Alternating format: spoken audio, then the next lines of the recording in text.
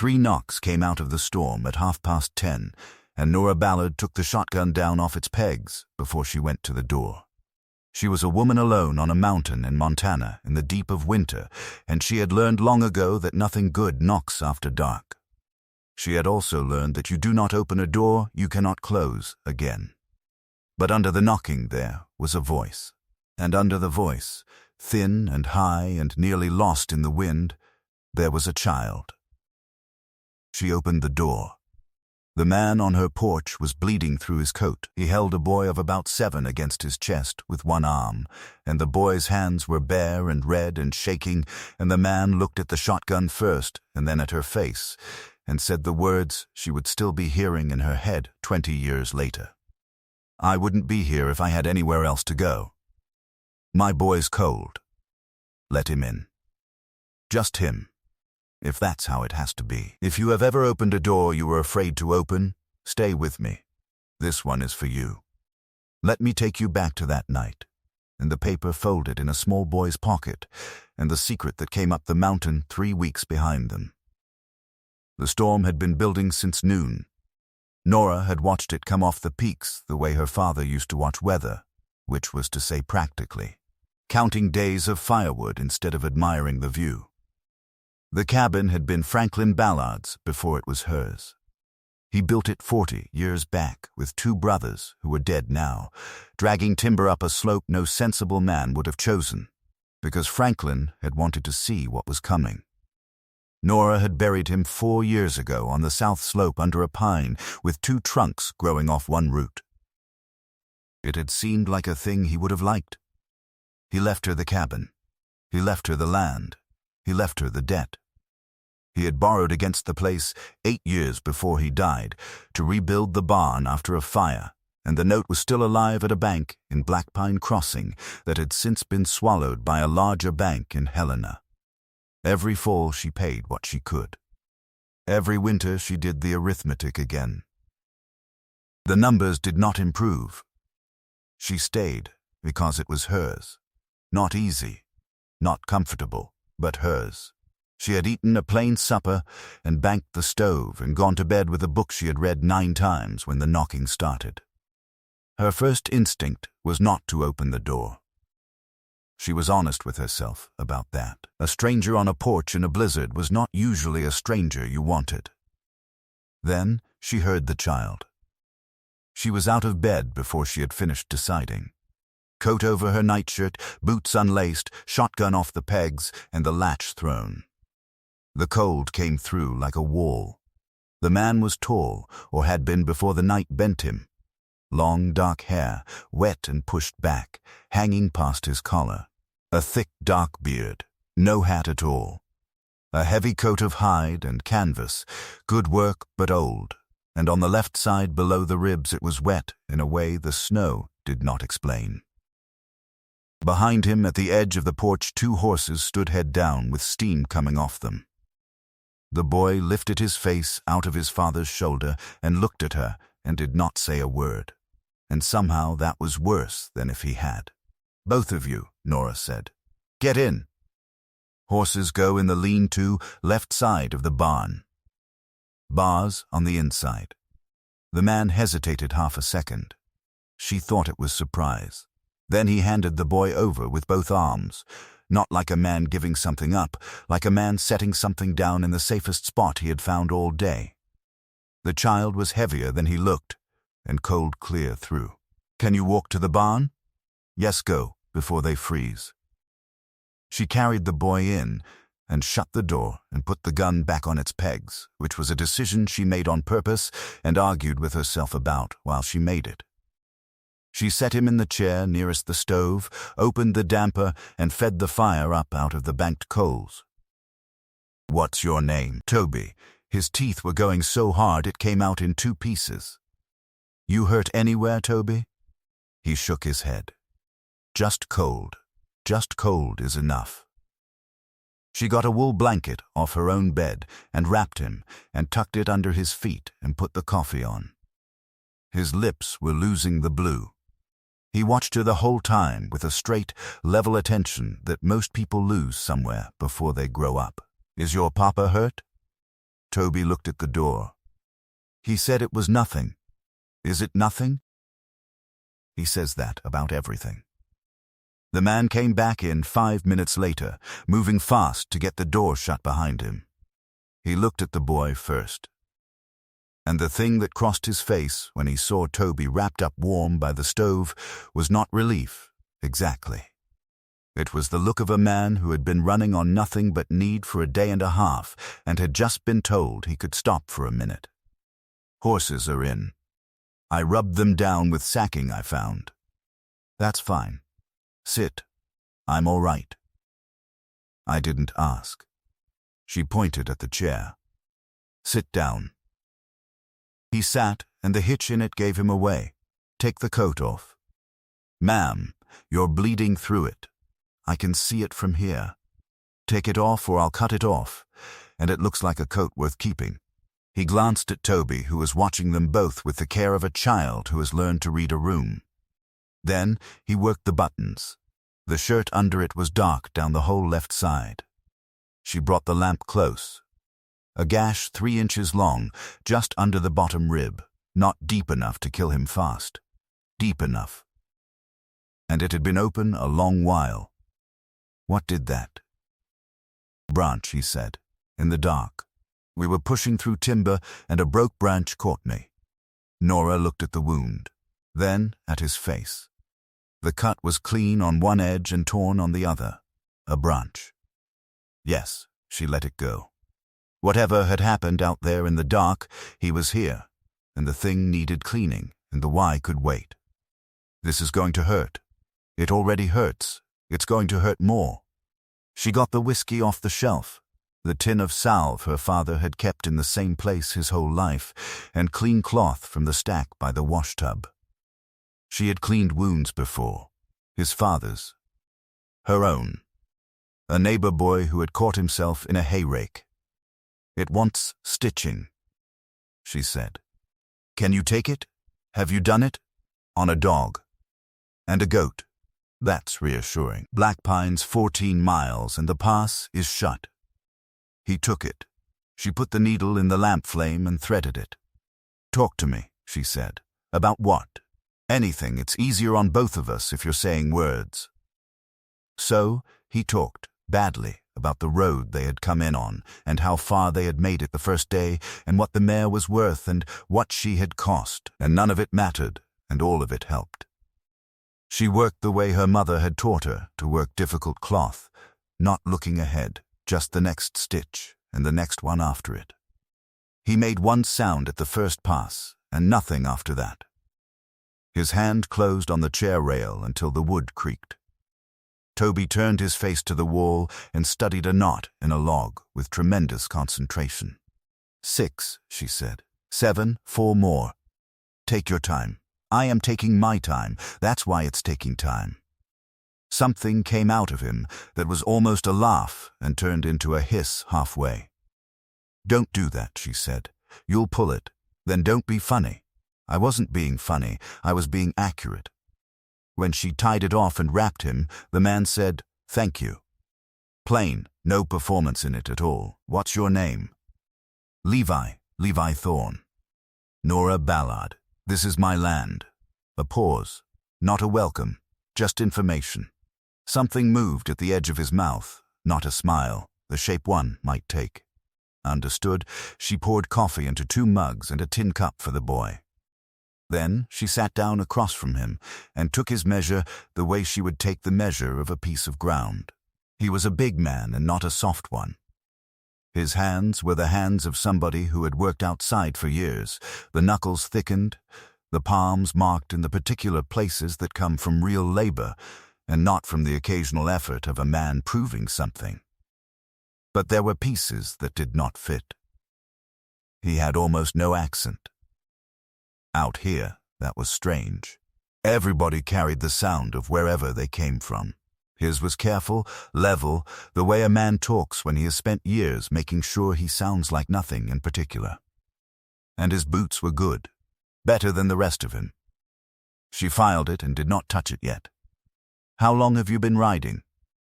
2 days. Maybe more. I lost the count yesterday. Where to? West. There's work waiting in Miller's Bend. She looked at the boy. You take him everywhere. He comes with me. Not defensive. Settled. Like a thing that had never once been up for discussion. His mother? Gone. She did not ask more. Out here, gone was a whole sentence. Pass won't clear for a week, she said. Maybe longer. I've no room to put you up, but the barn's dry and there's hay and a corner for bedrolls. It won't be comfortable. It'll beat outside. I can pay. I didn't say pay. I said the barn's dry. Work it off if you want to be square. There's fence down on the north line and other things besides. She took her mug to the dry sink.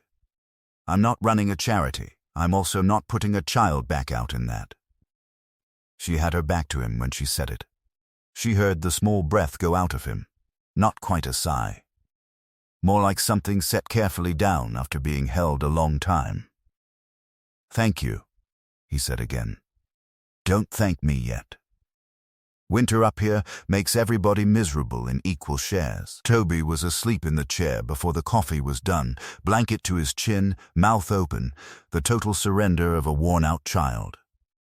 He'll sleep anywhere once he's warm, Levi said. Always has. He can stay by the stove. It's warmer. I'd rather keep him close. He's safe here. I know that. He said it without a beat of hesitation, which she noticed. I know he's safe. I just don't sleep unless I know where he is.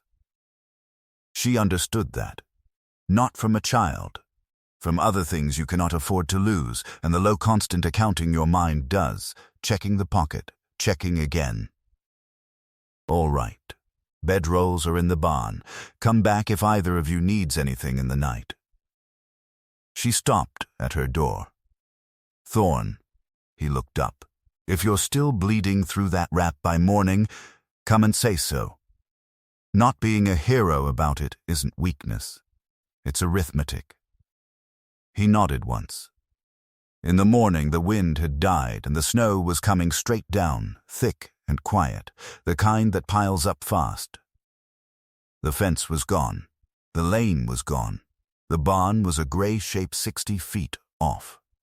She heard the barn door scrape, and then Levi came across the yard with Toby on his back, the boy awake and watching the snow come down with the face of somebody looking at a brand new problem he has not formed an opinion about yet.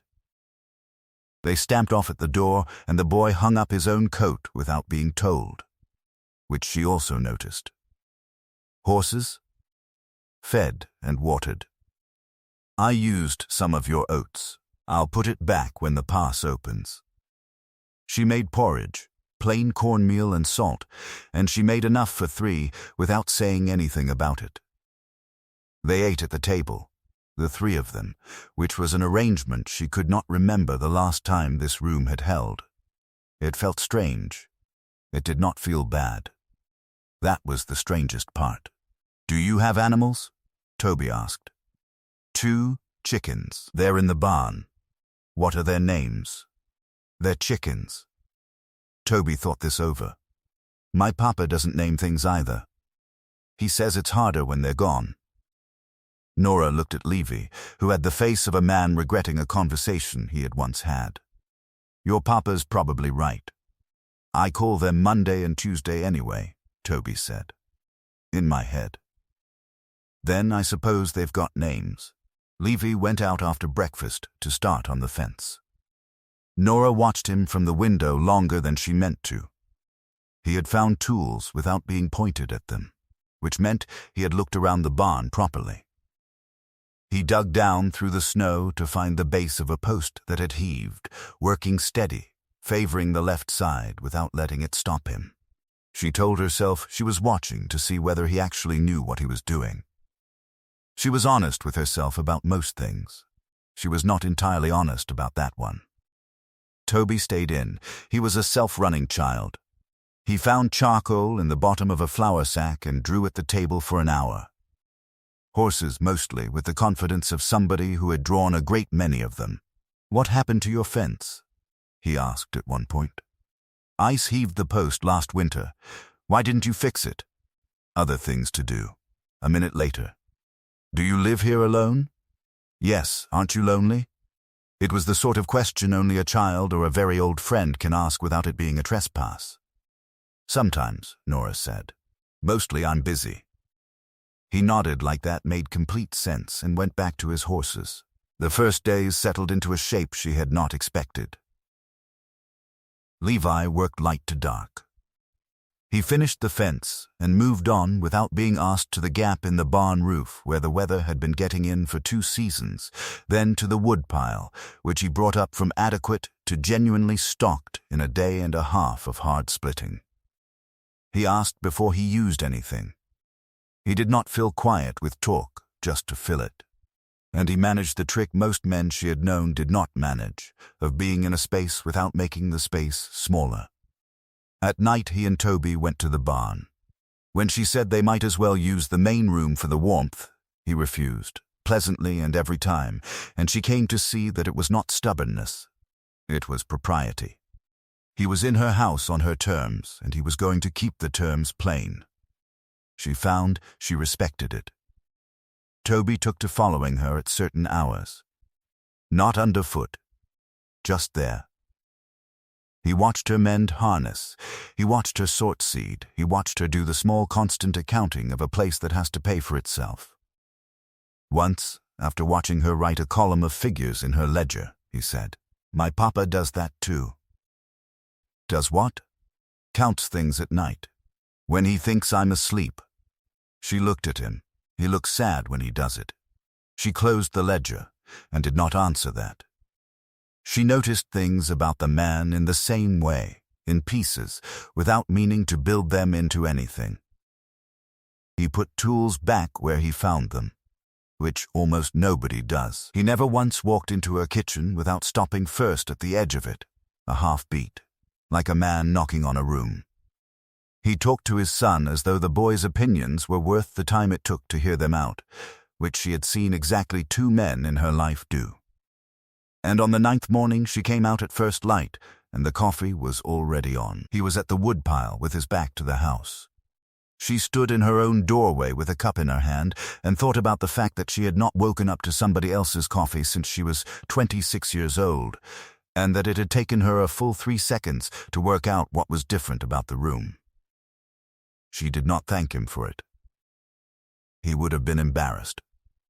She just drank it. The next morning it was on again, and the morning after, and by the end of the 2nd week she had stopped noticing it, which was its own kind of dangerous. They fell into working together without either of them proposing it. She went out to help set the last of the fence, and he did not tell her to go back in, which most men would have. And after that, it was simply how the days ran. He held the post, she tamped the fill. He handed her the wire, and she set the staples because her hands were better at close work, and he had worked that out without a word being said about it. "Your father teach you this?" He asked once. "He taught me everything. He didn't have anybody else to teach it to."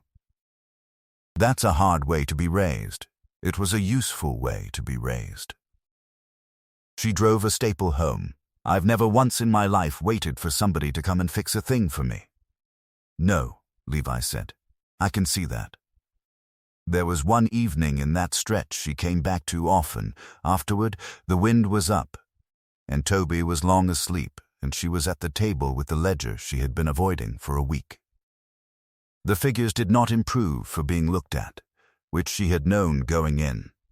Levi came in with an armload of wood and saw her face and did not ask. He stacked the wood. He sat down across from her. He waited about a minute. "How short?" "Enough that I've been not looking at it since November. Can I see?" She turned the book around. She did not know why she did it. She had never shown that page to a living soul, not even to Alcott. And here she was pushing it across a table at a man who had been in her house 19 days. He read it the way he read everything, slow all the way down without skimming. "Your interest is wrong," he said. "What?" "They're compounding it twice a year. Look at the fall entry and the spring one. Your note says annual." He turned the book back and put a finger on the line. That's not a large sum by itself. Over 8 years, it's most of what you're behind. Nora looked at the column. She had done that arithmetic 100 times and never once questioned the shape of the arithmetic itself, because it had come from a bank, and banks were a thing you were owed a number by, not a thing you argued with. That can be fixed? It can be disputed. That's not the same, but it's not nothing. He sat back. You'd want somebody in Helena, not Blackpine. Somebody with no interest in the bank. That costs money I don't have. It costs less than the difference. She sat there a while with the lamp between them. Why do you know that? He was quiet a beat too long. I've read a lot of notes, he said, and she let it go, and filed it with the boots and the accent and the careful way he said his own name, and went to bed thinking that a man who could look at 8 years of her worst arithmetic and find the actual error in it was either a gift or a problem, and she was not yet certain which. She found the paper on the 6th day. She had gone out to the barn for a coil of wire, and Toby was sitting on a hay bale with his father's saddlebag open beside him, folding something with great care. He looked up when she came in. Not guilty. Just the face of a child caught in the middle of a thing. I wasn't snooping. It fell out when I sat down. I didn't say you were. He held it up. Not really. Paper. A document, folded in quarters, gone soft at the creases from being handled a great many times. It's about me, Toby said. Nora kept her distance. Whatever it was not hers to read. Then put it back. I know what it says. He folded it again, the creases going exactly where they had been. It's a legal paper with my name on it. It says if something happens to my papa, I'm to go to an address in Denver, to people I never met. He pressed the flap of the bag shut over it. Papa says it's just in case. But he made me learn the address by heart anyway. He looked at his hands. He makes me learn a lot of things by heart, just in case. Nora sat down on the far end of the bale, far enough that it was not crowding. Does that worry you? The just-in-cases? Toby thought about it with the seriousness he brought to most questions. Sometimes, mostly I figure if he's worried, he's got a reason, and I should pay attention. He looked at the bag. We didn't always move this much. We had a place, a real place. Then one day we didn't, and he said we were going west. That was 2 years ago. 2 years of moving. She looked at the boy and thought about what that does to a child. Not with pity. Practically, the way she thought about most things. Do you miss it? Some of it. There was a tree, a big one. I had a rope on it. He paused. And a woman who cooked for us. She made bread every morning, the good kind. He said it without any self-pity at all, just taking inventory. Papa misses it too. He just doesn't say. How do you know? Because sometimes when he thinks I'm asleep, he sits and doesn't do anything. He just sits. Toby looked at her with those clear eyes. That's what missing things looks like, when you're too tired to keep pushing it down. Nora was quiet a moment. You're a watchful kid. Papa says that too. Toby slid off the bale. He says it like it worries him a little. He went off toward the cabin, and she sat in the barn a while longer, listening to the horses move and breathe, thinking about a rope in a tree and a woman who made bread and a man who sat and did nothing when nobody was looking. That evening the cold came down hard enough that even Levi allowed the barn was not the place for it, and the 3 of them were inside together after supper. Toby went to sleep early in the chair with her quilt over him. The 2 adults sat with the stove ticking and nothing left to say about practical things. Your father built this, Levi said, not a question. He had been looking at the walls, at how the logs were fitted, 40 years back. Good work. He knew what he was doing. He was a good builder. He wasn't always a good man. She had not meant to say the second half. It came out with the ease of something that has been sitting in a person's head for years without ever getting said. He did not push. He just waited. which was how he did most things. "He was better to me than he was to my mother," she said. I think he knew it by the end. He tried to square it by teaching me things, leaving me the place. She paused, "Leaving me the debt with it. How bad is the debt?" "Manageable. In a good year." "There have not been a run of good years." He nodded. He looked at the fire through the grate. "I'm sorry. That's a hard thing to carry alone. Everything up here gets carried alone. It doesn't have to." She looked at him. He was still looking at the fire, not at her, and he had said it plainly, not as an offer or an invitation, just as a thing about the world that he seemed to actually believe. The wind came up outside. The stove ticked. Toby made a small sound in his sleep and turned over without waking.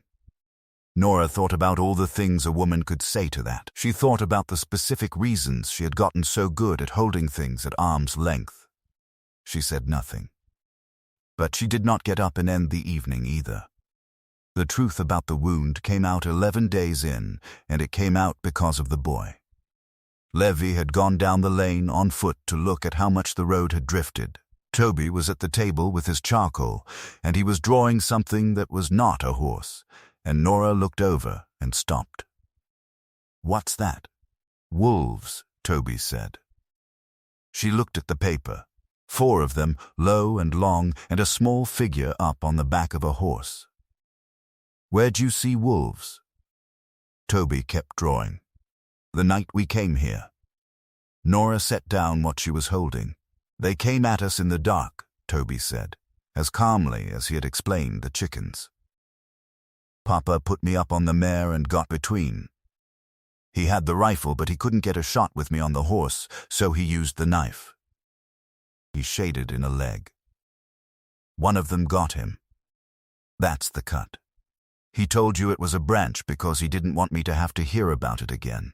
She stood in her own kitchen and thought about a man on foot in a blizzard between his son and a wolf pack, and then walking 2 more hours with a hole in his side, and then knocking on a stranger's door and asking her to take the boy alone if that was the price. When Levi came back up the lane, she had the coffee poured. "Sit down." He looked at the 2 cups and sat. "Toby drew me a picture," she said. Levi shut his eyes for a second. He wasn't supposed to talk about that. He wasn't supposed to have to see it either. "No," he turned the cup once. "That's the part that keeps me up." "Why'd you lie to me?" "Because if I say wolves out loud, he hears it again," Levi said. He was already carrying enough that night. I'd rather be a man who exaggerates a branch. Nora sat down across from him. "How close was it?" He turned the cup a quarter turn and did not answer for a moment. "Close enough that I had time to think about what he'd do after," he said. "That's the honest measure, not how near they got, whether you got as far as planning what happens to your boy when it's over. And did you?" "Yes, what did you land on?" "That he'd sit on that mare because he's been told to sit on a horse and stay put since he was 4, and she'd walk him down out of the timber because horses go home, and somebody would find him on a road inside 2 days. Levi looked at the table. "That's the whole plan. That's everything I had. A well-trained horse and a boy who does what he's told." Nora sat with that. "You'd already worked that out," she said, "before that night." "I work it out most nights. That's a hard way to live. It's the only way I know how to live and still sleep," he said. "You count the things that can go wrong and you put a plan against each one, and when you've got a plan for all of them, you can shut your eyes. That's the arithmetic he sees me do. He thinks it makes you sad." He's 7. He's right, though. Levi did not answer that, which was its own answer. "Next time tell me the true thing," she said. "I can hold it. I've been holding things up here a long while." He looked at her then, and for the first time she got a clean look at the whole of his face without the careful blankness over it. "All right," he said. She would remember later that he said it as a promise, and that he kept it, but not right away. and that the not right away nearly cost them everything. She saw the paper herself 2 nights later.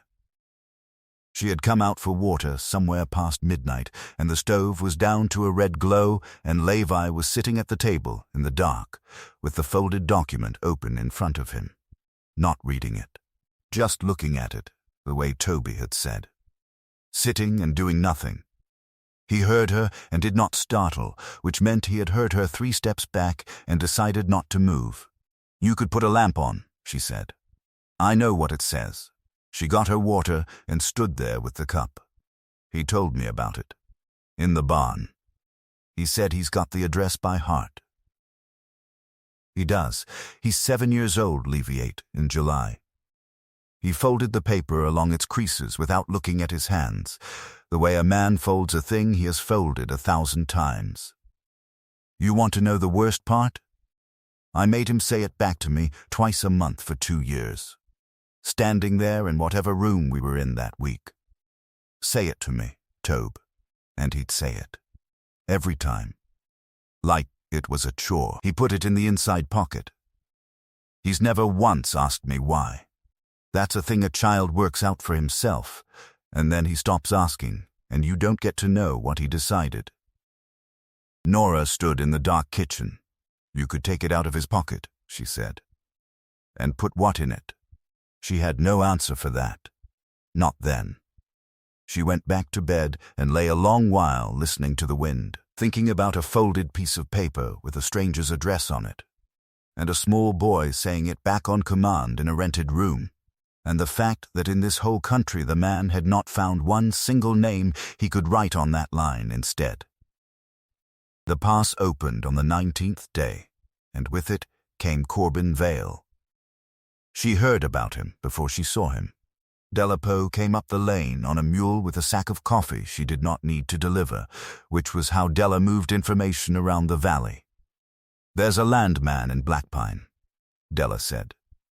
"Come out of Helena. Been to Cyrus Red twice and to the Sutter place, and he's been asking after your note at the bank." "Asking what?" "Asking what's owed on it, and when." Della's face did the thing it did when she was being careful. "Nora," he asked at the bank, and the bank told him. That's not how a bank behaves unless somebody's already had a conversation. After she left, Nora stood in the yard a long time. Levi came out from the barn and stood with her. "How much is the note?" "More than I've got. Less than the place is worth." She looked out at the white shoulder of the mountain. "Which is exactly the number that makes a man like that interested." "Get your deed looked at," Levi said. "The original wording. Sometimes there's easement language or a boundary call that can be used one way or the other, to force a sale or to stop one." She looked at him. "That's specific advice.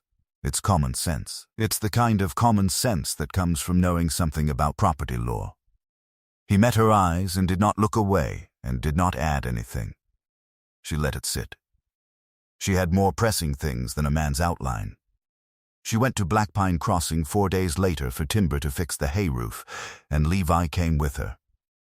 The town was not much. A mill, a bank, a store, a saloon that did duty as a meeting hall. She ordered the timber and paid out of the small reserve she kept apart from the working money.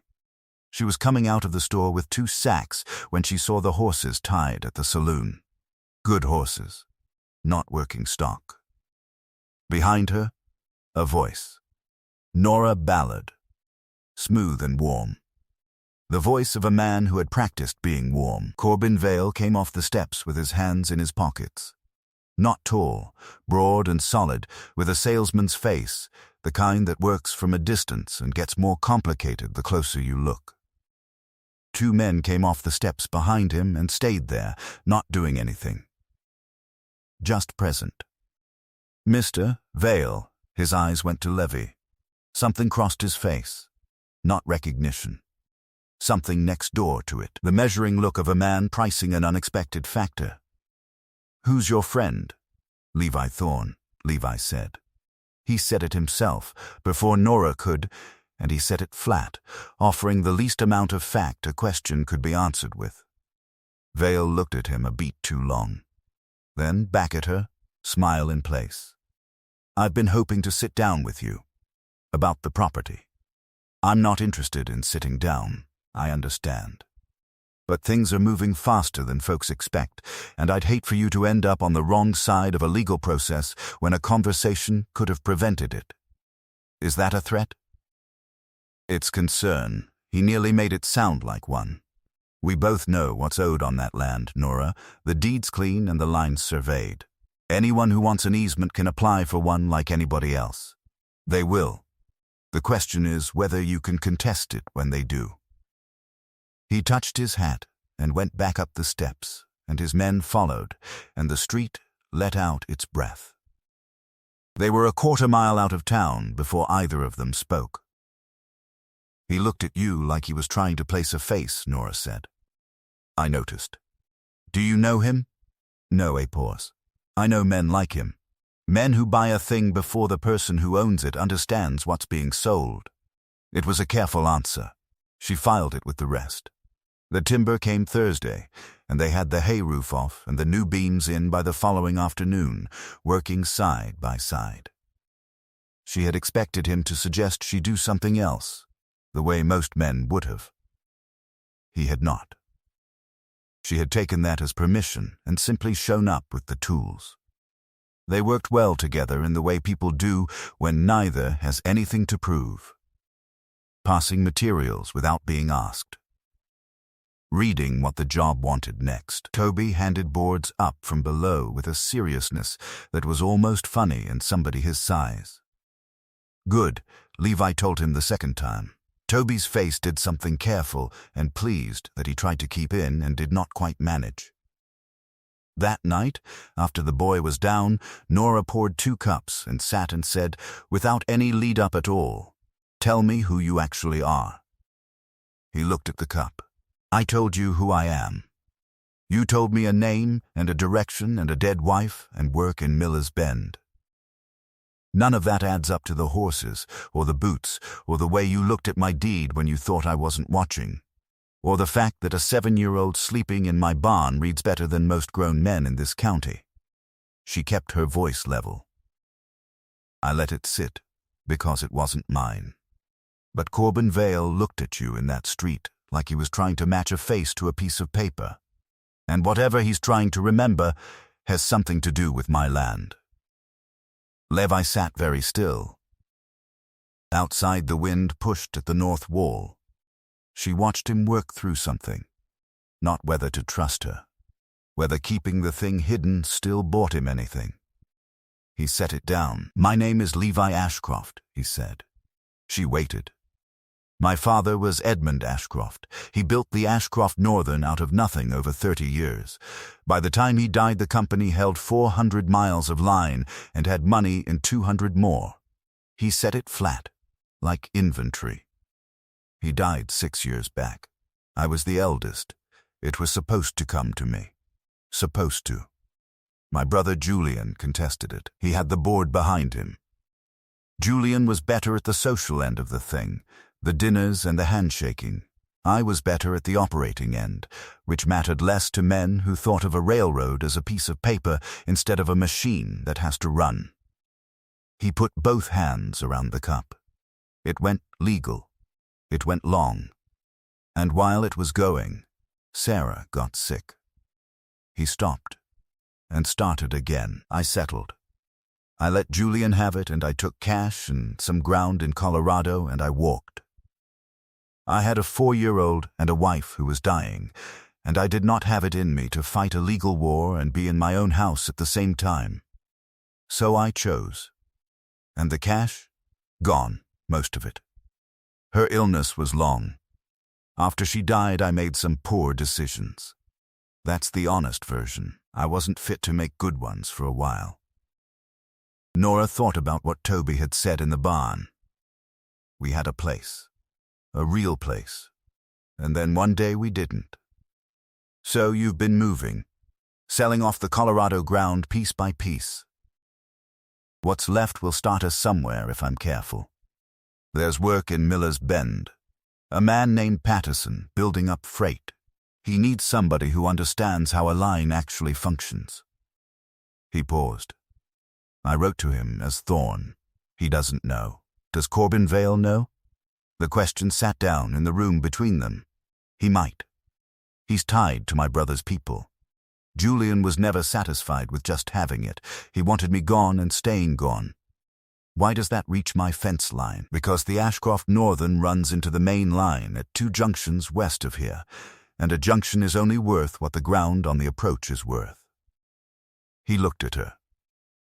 Vale isn't buying this valley for himself. He's assembling an approach corridor for my brother, quarter by quarter. Your place sits on it. And you're the only one on that corridor carrying a note big enough to be leaned on. Nora sat back. He doesn't need to buy me out, she said slowly. He needs the bank to call the note. Then he's the buyer standing there when it goes to forced sale. That's the mechanism. How long have you known? I worked out the shape of it in the street in Blackpine. I was sure 2 days ago. And you were going to tell me when?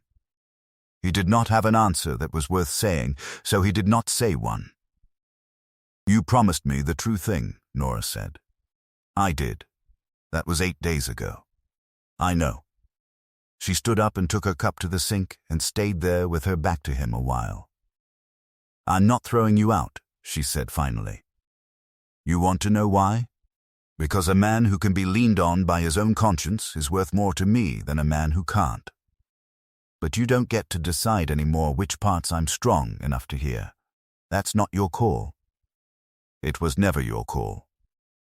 No, he said. It wasn't. She turned around. In the morning we work out what to do before Vale comes up here. Because he will. In the morning she found Toby on the porch steps alone, watching a magpie work at something near the fence. Where's your father? Something crossed the boy's face. The careful blankness of a child who has been told a thing and is deciding what to do with it. He went for a walk.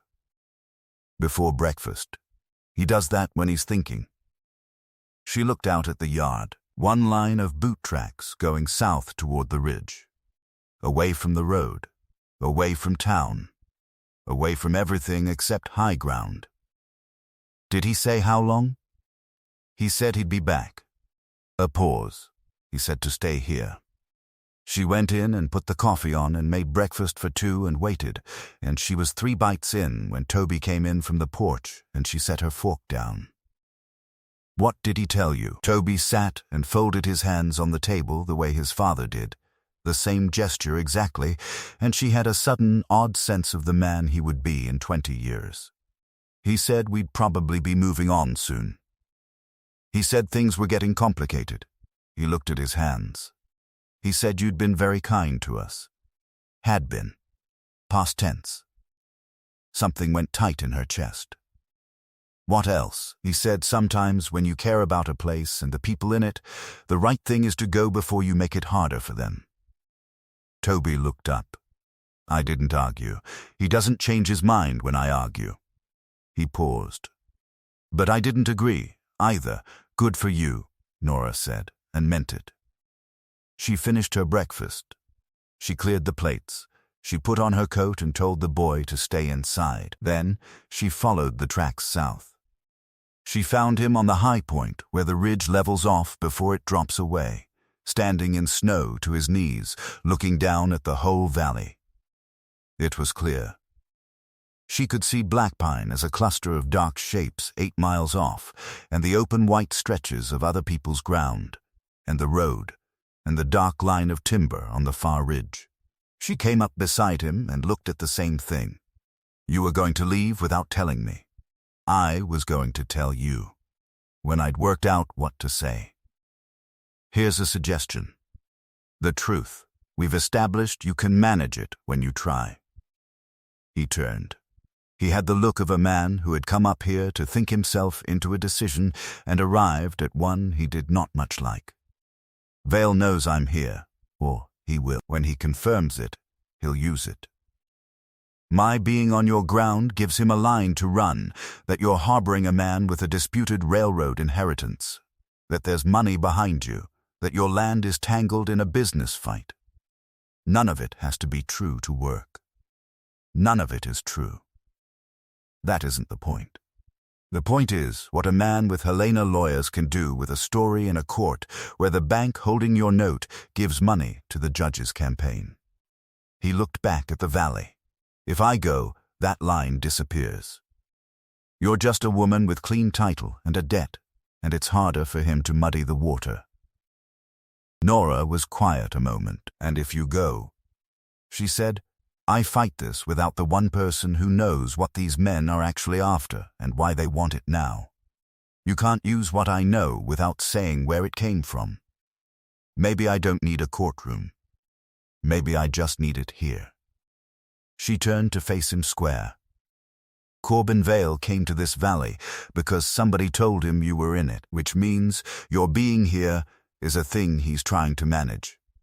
That's not a weakness, Levi. That's leverage you haven't spent. He looked at her. What kind of leverage? I don't know yet. But I know the man who does arithmetic in the dark because he has things to count. She held his eyes. You settled a legal war to sit with your wife while she died, and you've spent 2 years trying to be somebody else, and you have not finished the accounting. And I think you know it. The wind came across the ridge and moved the snow in small eddies around their boots. He looked at her a long time with the open, unsettled face of a man working something out in real time instead of behind a wall. If I stay, it gets harder before it gets easier. It's already hard, Nora said. I live on a mountain with a debt and a fence I fixed once and 2 chickens named Monday and Tuesday by a child I didn't know 3 weeks ago. Hard is not a new condition up here.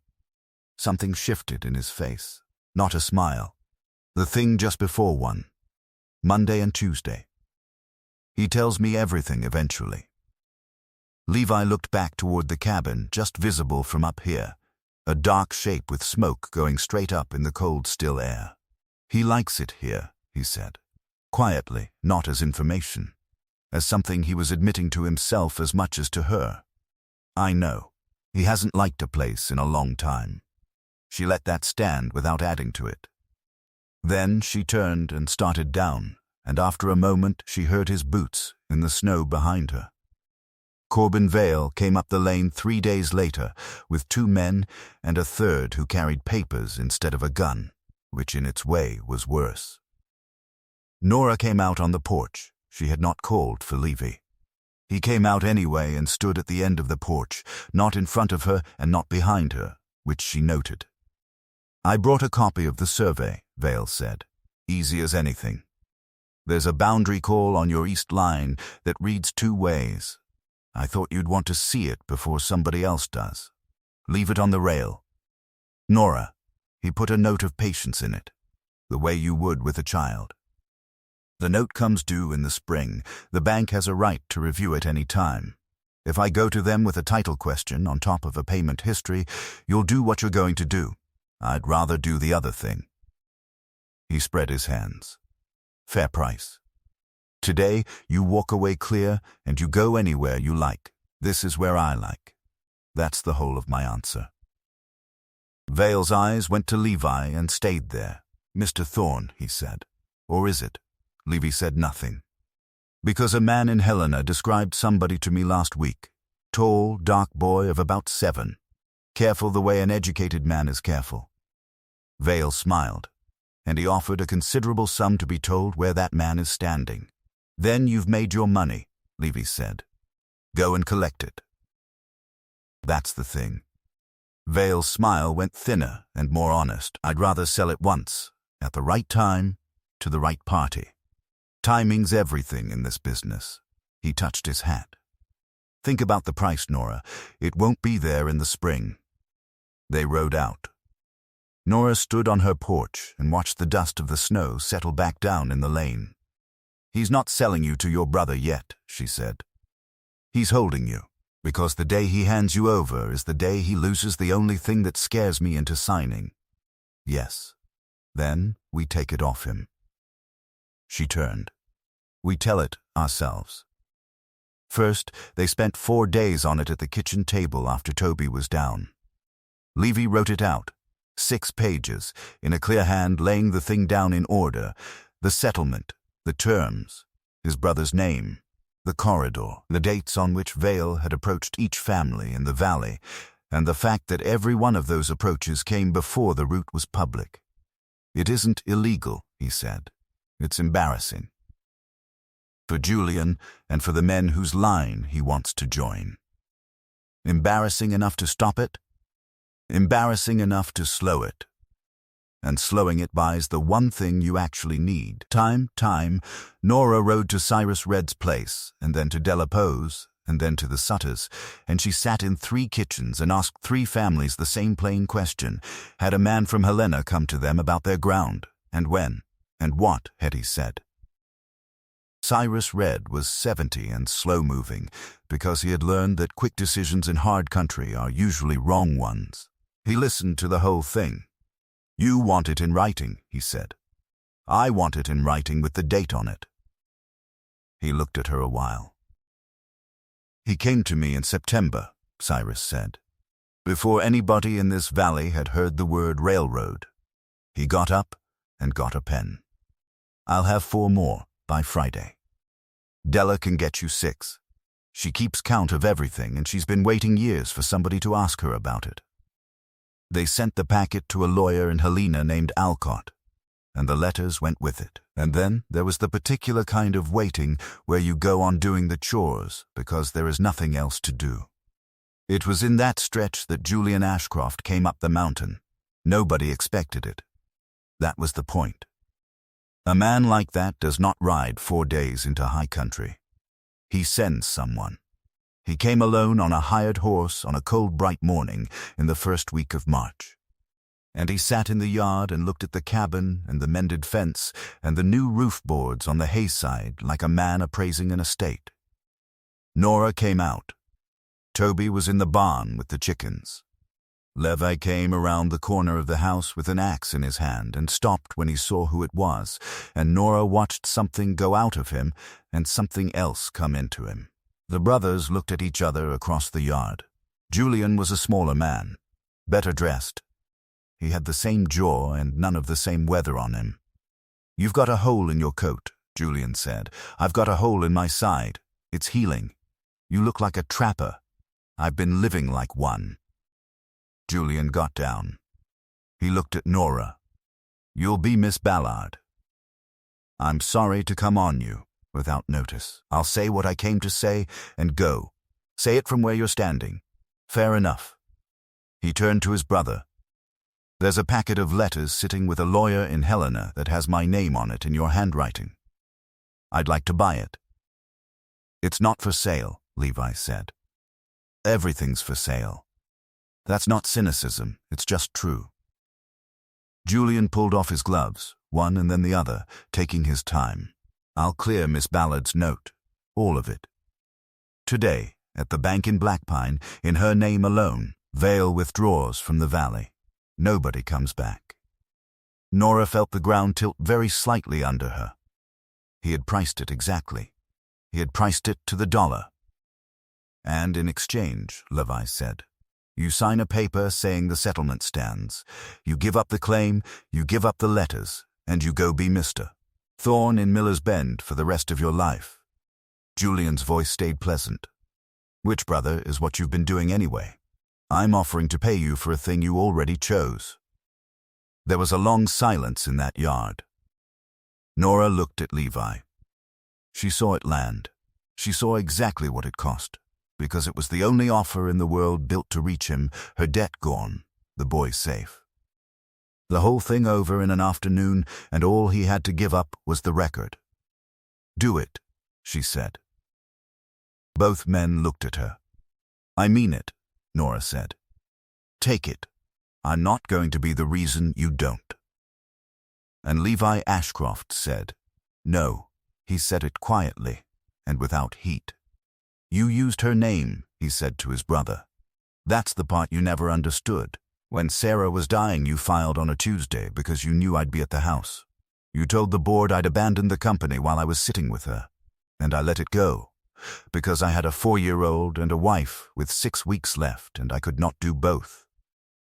He set the axe head down in the snow and leaned on the handle. I've spent 2 years telling myself that was strength. It wasn't. It was just the only thing I had left. But I'm not spending the rest of my life letting you buy the part where somebody wrote it down. Julian's face did not change much. A little around the mouth. You'll lose. Probably. It'll cost you years. It's already cost me years. And the woman? Julian looked at Nora. You're comfortable with what this does to her? Ask her, Levi said. So Julian did. He turned and looked at Nora Ballard standing on her own porch in her father's coat. He's about to spend money he doesn't have on a fight he may not win, Julian said. You'd be clear of it today. Are you telling me you'd rather have the fight? Nora took her time about answering, because it deserved the time. Mr. Ashcroft, she said, I've been paying on my father's debt for 4 years, and every single year some man has explained to me that the sensible thing is to give it up and go somewhere easier. She came down 1 step. You're the 4th. You're better dressed than the other 3. And what I've learned is that the people who tell you to be sensible are always the people who get the thing you're selling. She looked at him steady. Take your horse off my land. Julian Ashcroft stood in the snow a moment longer. Then he put his gloves back on, one and then the other, and got up on the hired horse, and said, You've both made this considerably more expensive than it needed to be, and rode down the lane. They stood in the yard and watched him go. Nora found she was shaking a little, which annoyed her. That was the whole note, she said, in one afternoon. I know. You should have let me finish thinking about it. You'd have said the same thing in an hour, Levi said. You'd just have been angrier about it. She laughed. It surprised her, coming out of her like that in the cold. The letters did their work in a room 400 miles away that neither of them ever saw. Alcott's telegram came in the 2nd week of April, brought up the lane by a boy on a spotted horse, and Toby saw the horse first and shouted from the porch, and all 3 of them were standing in the yard when it arrived. Levy read it twice. The line's board suspended the route approval, he said, pending a review of how the ground on the approach got bought. He looked up. The dates did it.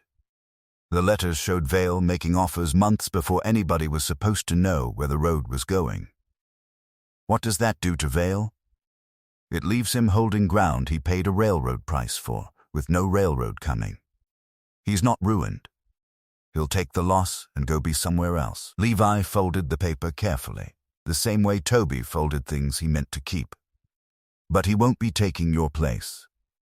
Nora let it settle in her chest. Not celebration. She was not much of a celebrator. More the feeling of putting down a thing you have carried so long that you had stopped noticing the weight and finding out what your hands feel like without it. Does this mean we're staying? Toby said from beside her. He asked it in the same tone he used to ask about the weather. It landed with a good deal more weight than that between the 2 adults. Nobody said anything for a moment, so Toby, apparently deciding some clarification would help, went on. I'm asking because I'd like to stay. I like it here. I like Monday and Tuesday. I like the way the mountain looks in the morning when the sun's on top and the shadows still down in the valley. He paused. I like Nora. Toby, Levi said. I'm just saying what's true. I like you too, Nora said. Both of you. And she went inside before the moment could turn into something she did not know how to handle. He stayed, not by any agreement. He simply kept being there, and kept working, and she kept not asking him to go, and after enough weeks that stopped being a question anybody needed to ask. The legal thing moved the way legal things move, slow, with sudden bursts that ate a week and then long flat stretches of nothing. Alcott was patient and thorough. By September there were filings on the record. By November there was a response from Julian's lawyers that Alcott described as expensive and defensive, which he said was a good sign. The note came due in the spring, and Nora paid the largest payment she had made in 5 years, out of a south pasture that produced better than she had let herself project. She caught herself distrusting it, which was habit. "You're bracing," Levi said, watching her read the bank's letter twice. "I always brace." "I know. I'm only saying you can stop for the afternoon." Toby turned 8 in July. She made a cake and discovered halfway in that she had forgotten 2 steps and had to improvise, and the result was structurally questionable but edible, and the boy ate 2 pieces and said it was the best cake he had ever had. Which was clearly not true, and was also the kindest thing available to him. He had started doing the morning chores as a matter of course, not because he was told, but because the rhythm of a working place absorbs everybody who stays in it long enough. He had a system for the eggs that he had worked out himself and would defend at length. And one evening in October, with the aspens gone to gold in the low country and the first real cold coming back, Levi asked her. Not with any ceremony. He was standing at the table instead of sitting, which told her he had been working up to it. "I want to stay. Not through the spring. Not as an arrangement." He looked at her straight. "I'm not asking because I need somewhere to be. I've got Miller's Bend and whatever comes out of Helena. I'm asking because this is where I want to be. You and Toby and this stubborn piece of mountain." Nora ran the honest accounting, the way she always did, not to find reasons against it, but to see what was actually there. What was there? A man who had come to her door with nothing and given everything he had while he was standing in it. Who had told her the truth in the end, even when it cost him. Who worked beside her without making her a project. Who sat with his son in the evenings and listened to him talk about chickens and fence posts and the angle of the morning shadow with an attention that could not be faked. What was also there? Her own stubbornness and the wall she had built on purpose because trusting arrangements had always been expensive. But a wall is a structure, and she had grown up watching a man build structures. And what she had learned from that was that a wall can be a barrier, or it can be a foundation, depending entirely on what you build against it. "I'm not easy to live with," she said. "I know that. I have strong opinions about the right way to do nearly everything. I've noticed. And the land stays in my name. My family's ground stays in my name. I wouldn't have it any other way," he said, and meant it, and she could hear that he meant it. All right, then. They were married in the yard in May, when the pass was clear and people could get there, by a circuit judge who came through twice a year. Cyrus Red came. Della Poe came and cried and blamed the wind. The Sutters came. Alcott came up from Helena because, he said in his formal way, he had wanted to meet the woman responsible. Toby stood very straight through all of it and shook the judge's hand afterward like a man closing a transaction. That night, after everyone had gone and the boy was asleep, Levi took the folded paper out of his coat and set it on the kitchen table between them. Nora knew what it was. She had known since the barn. "He's had that address by heart for 2 years, Levi said. "Denver, my father's old attorney. A man he never met, and I haven't spoken to since the settlement." He put his hand flat on it. "Every night for 2 years I've checked that it was still in the pocket. That's the counting he sees me do. I know. I want to write it again."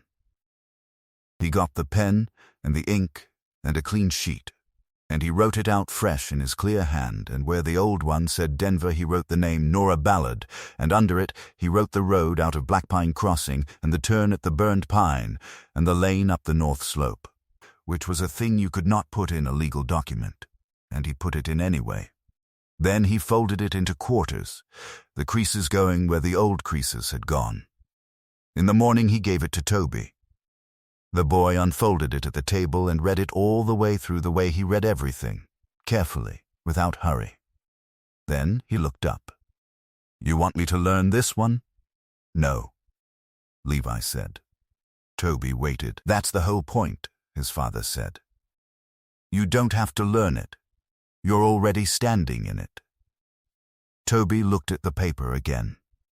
Then he folded it back along the creases, exactly, and got down off the chair and put it in the drawer under the window where Nora kept the ledger and the seed lists and the things that stayed. He did not put it in his pocket. That was the part Nora would remember, not the wedding, not the telegram, not even the yard the day the brother rode away. A 7-year-old, 8 by then, putting a piece of paper in a drawer in a house. Because a paper you keep in your pocket is for a life you might have to leave in the night. And a paper you put in a drawer is for a life you are going to be in tomorrow. She had opened a door she was afraid to open. That was all it had been. A latch, a cold night, a decision made in about 4 seconds with a shotgun in her hand and a child's voice under the wind. She had not done anything heroic. She had not saved anyone. She had let 2 half-frozen people stand in front of her stove, and then she had gone on letting them, day after ordinary day, until the letting had turned into something with a roof over it. That was the whole of it, in the end. Not a rescue. A door. The mountain went on doing what it always did, indifferent and patient, piling snow on the yard and the mended fence and the barn with its new boards. And inside the 40-year-old cabin that was still, despite everything, standing, there were 3 people and 2 chickens with names, and a paper in a drawer that nobody needed to memorize anymore.